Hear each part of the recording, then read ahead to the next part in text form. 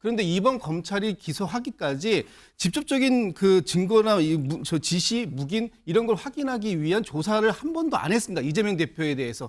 그리고 간접 증거가 넘친다 이런 것만 가지고 지금 기소를 한 것이거든요. 네. 그렇다면 지금 이 브라질의 룰라 대통령처럼 직접적으로 증거 하나도 없는 상태에서 기소부터 해놓고 그다음에 유죄 선고 내리고 결국은 무죄 받았다 이렇게 지금 얘기가 나오는 거거든요. 그러니까 이재명 대표에게도 지금 간접 증거들은 있죠. 그리고 경기도에서 사용한 모든 법인 내용들은 결국은 최종 책임자를 맡고 있는 이재명 대표가 다 알았을 것이다. 지금 그 얘기를 하고 있는데 그 많은 초밥과 소고기와 샌드위치 누가 먹었습니까? 이재명 대표하고 김혜경 여사가 했잖아요. 그리고 정황과 그다음에 영수증과 그거를 조작했던 여러 가지 증거가 나왔습니다. 그렇다면 제가 볼 때는 이 부분에 대해서 인정을 하고 사과를 하셔야 되는데 무턱대고 요즘은 뭐냐면 무조건 부정을 해요. 그리고 무조건 검찰이 나쁜 놈이 됩니다. 세상 편하죠. 검사도 나쁜 놈, 판사도 나쁜 놈, 나는 착한 사람. 이렇게 되면 얼마나 세상이 좋습니까? 내가 뭐든지 해도 문제가 안 되는 거잖아요. 그리고 무엇보다도 이거는 사람들이 있는 겁니다. 배모 씨도 있고요. 그다음에 조모 씨도 있지 않습니까? 이 사람들 증거는 없지만 기소한다. 이게 검찰의 입장입니다.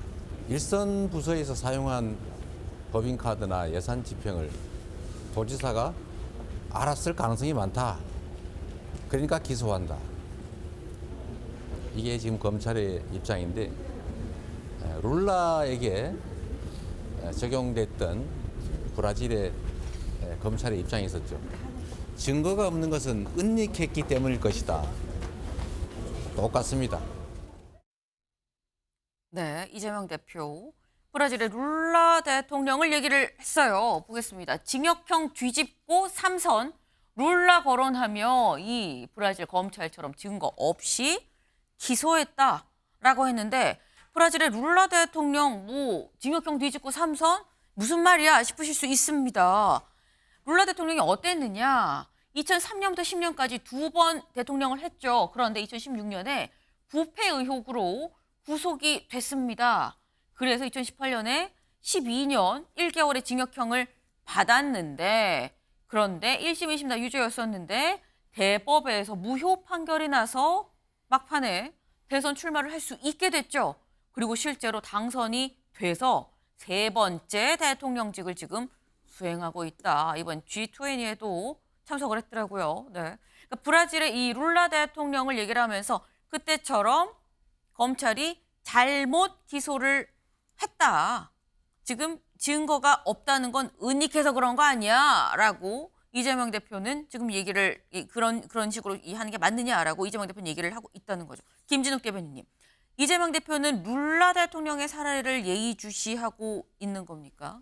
아니, 그러니까 지금 보십시오. 22년도 초에 이 법인카드 문제가 됐고요. 네. 그래서 경찰이 탈탈 털어서 조사했습니다. 그리고 결론이 뭐였냐? 이재명 대표에 대해서 직접적으로 이걸 지시하거나 묵인한 정황을 찾기 어렵다. 그렇기 때문에 불송치하겠다라는 결정이 났어요, 이미. 이 사안에 대해서 23년도에 다시 권익위에 고발하고 또 뭐 하면서 지금 검찰이 지금 기소까지 간 겁니다. 그런데 이번 검찰이 기소하기까지 직접적인 그 증거나 저 지시, 묵인 이런 걸 확인하기 위한 조사를 한 번도 안 했습니다. 이재명 대표에 대해서.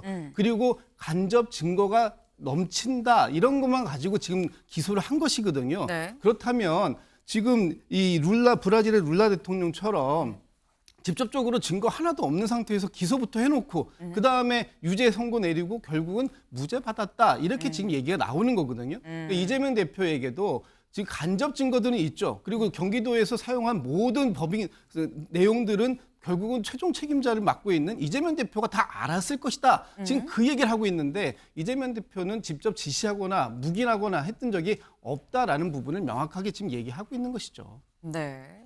이걸 다 총괄하는 게 지사니까 지사는 알지 않았겠느냐라는 이론이라고 한다면 이게 맞는 거냐라는 얘기입니다. 김기욱 대변인님. 네, 우선적으로 이재명 대표가 검찰 조사에 응하지 않았기 때문에 직접 조사가 이루어지지 않았습니다. 세 차례 불응했거든요. 일반 사람들이 그러기 힘들잖아요. 이재명 대표 어떤 막강한 야당 대표로서의 그런 권한을 행사하신 것 같은데 적절하지 않고요. 무엇보다도 중요한 건 그 어떤 범죄를 봤을 때 제일 중요한 게 그게 누구한테 수혜가 되느냐. 그 많은 초밥과 소고기와 샌드위치 누가 먹었습니까? 이재명 대표하고 김혜경 여사가 했잖아요. 그리고 정황과 그다음에 영수증과 그거를 조작했던 여러 가지 증거가 나왔습니다. 그렇다면 제가 볼 때는 이 부분에 대해서 인정을 하고 사과를 하셔야 되는데 무턱대고 요즘은 뭐냐면 무조건 부정을 해요. 그리고 무조건 검찰이 나쁜 놈이 됩니다. 세상 편하죠. 검사도 나쁜 놈, 판사도 나쁜 놈, 나는 착한 사람. 이렇게 되면 얼마나 세상이 좋습니까? 내가 뭐든지 해도 문제가 안 되는 거잖아요. 그리고 무엇보다도 이거는 사람들이 있는 겁니다. 배모 씨도 있고요. 그다음에 조모 씨도 있지 않습니까? 이 사람들의 어떤 질문도 있고 저는 무엇보다도 되게 악의적인 게 뭐냐. 돈 문제 법인카드를 떠나서 이분들은 공무를 하라고 공무원이 됐는데 자기의 수족처럼 쓴 거잖아요. 개인 비서처럼. 그렇다면 검찰도 잘못했어요. 왜 1억 원입니까? 2018년부터 2021년까지 그 사람들의 사람, 봉급 그거 하면요 몇 억씩 한 겁니다. 이런 부분에 있어서 저는 이재명 대표가 남 탓하기 전에 반성을 해야 될 대목이라고 봅니다. 네, 지금 나쁜 사람으로 좀 순화해서 말씀해 주시길 부탁을 드립니다. 네, 이 지금 이 굉장히 약간 평소와는 약간 다르게 살짝 약간 격앙된 모습도 없잖아 보였어요. 네, 그런데 이재명 대표가 그럴만했다. 그거 다 누가 먹었느냐? 뭐 소고기, 뭐 초밥 누가 먹었냐? 이런 말씀하셨는데 김민석 최고위원은 사실 이재명 대표보다 더 매운맛으로 검찰을 비판을 했습니다. 들어보시죠. 정치 검찰은 칼로 찌른 상처를 면도날로 그으며 증거는 없지만 기소한다는 주문을 읊는 서초동 양아치들이 되었습니다. 막장 칼춤과 막장 이전 투구 모두 막장 엔딩의 예고입니다. 네, 서초동 양아치라는 얘기가 나왔습니다. 김진욱 대변인님, 굉장히 맵습니다. 어떻게 들으셨어요? 저희 김민석 최고위원께서 뭐 이렇게 평상시에 저렇게 매운맛으로 말씀하시는 분이 아니신데 굉장히 지금 화가 나 있다. 검찰의 행태에 대해서 굉장히 화가 나 있다. 왜냐하면 지난번 검찰이 도이치모터스 주가 조작과 관련해서 김건희 여사에게 불기소 처리를 하면서 그때 직접 증거가 없기 때문에 불기소할 수밖에 없다라는 그런 얘기를 했습니다. 그것도 장장 4시간씩에 걸쳐서 브리핑을 했어요. 네. 그런데 이번에 그 논리의 정반대로 이재명 대표에 대해서는 직접 증거는 없지만 간접 증거가 많기 때문에 기소하겠다 이렇게 얘기를 하는 거예요. 이게 지금 검찰이 한 입 갖고 두 말 하는 겁니까? 아니면 검찰의 행태를 저희가 어떻게 이해를 해야 되겠느냐 하는 부분에 있어서 굉장히 화가 나 있는 것이다. 그렇기 때문에 지금 검찰이 이 기소권을 이런 식으로 남용하면 안 된다라는 부분에 대해서 네. 당이 굉장히 엄중하게 경고하고 있다 이런 얘기로 보입니다. 근데 일각에서는 또 뭐라고 얘기를 하냐. 이재명 대표가 지금 이제 기소가 돼서 재판이 진행 중인 것도 있긴 하지만 또 추가로 기소될 수도 있다라는 얘기가 아직 검찰이 수사하고 있는 부분이 또 있긴 있거든요. 근데 검찰에 대해서 이렇게 매운맛으로 불닭맛으로 얘기를 하면 글쎄 이런 발언이 과연 플러스가 될 수 있을까를 우려하는 분들도 있어요. 글쎄요. 검찰의 눈치를 보면서 검찰에게 해야 할 말을 하지 못한다면 그것은 정당의 존재 근거가 사라지는 것이겠죠. 지금 검찰이 갖고 있는 이 수사권과 기소권의 이 독립성도 인정을 해야 되겠지만 네. 또 한편으로 보면 이 검찰이 갖고 있는 이 무소불위의 이 독립 기소 검찰만 갖고 있는 거 아닙니까 기소권을 그렇기 때문에 기소 독점주의가 너무 오랫동안 방치되어 있다 보니까 그것으로 인한 폐해 이런 부분들이 많이 발생하고 있다. 이 검찰의 기소권에 대해서 오남용을 막기 위한 특단의 조치도 필요한 거 아니냐라고 생각하는 것이 지금 당의 강력한 입장이다 이런 말씀드립니다. 네. 그런 걸 감안하면서 얘기하는 게 제대로 된 정당이냐 아니다라고 말씀을 하셨어요. 김기영 대변인님 어떻게 보십니까? 뭐 굉장히 그 말이라는 게 짧더라도 수식어가 없어도 팩트에 기반하면 무섭습니다. 힘이 있는 거죠. 그렇지만 뭔가 근거가 없을 때 수식어가 굉장히 붙게 됩니다. 말이 거칠어지는 거죠. 지금의 민주당의 상황이 똑같습니다. 보면 본인들이 잘못을 했는데 검찰이 기소하면 다 나쁜 사람이 되는 거 아닙니까? 근데 이제 저는 이재명 대표님에게 제가 충원을 하고 싶습니다. 뭐냐면 지금 자기 주변에서 이재명 대표를 위한다고 하는 분들이 굉장히 거칠게 얘기하고 있어요. 네. 판사를 압박하고 있고 사법살인이라고 하고 얘기를 하고 있는데 그렇다면 재판부가 사람인데 어떻게 판결하겠습니까?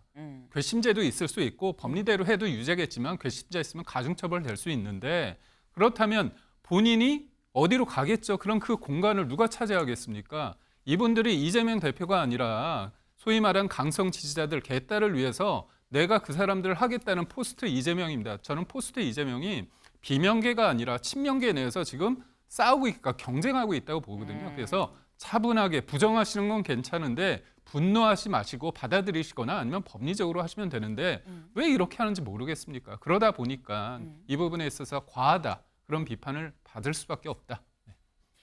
김진욱 대변인님, 짧게 여쭤볼게요. 지금 말씀은 이렇게 발언이 세지는 건 포스트 이재명의 신경전이다라고 지금 말씀을 하셨어요. 글쎄요. 뭐 그렇게 해석하실 수도 있겠죠. 네. 그러나 지금 이재명 대표가 갖고 있는 이 당내의 리더십, 흔들림 없이 확고한 리더십을 지금 계속해서 가지고 가고 있다라는 말씀드리고 뭐 일부에서 말씀하지 않습니까? 움직이면 어떻게 된다고. 지금 친명이든 비명이든 이재명 대표를 중심으로 똘똘 뭉쳐있는 민주당 상황에서 그런 일은 없을 거다 이런 말씀드립니다. 알겠습니다. 지금 계속해서 사법 리스크 얘기가 나오고 있죠. 또 25일 선고도 있고 추가적인 기소 얘기까지 나오고 있는 상황에서 앞으로의 상황들이 또 주목이 됩니다.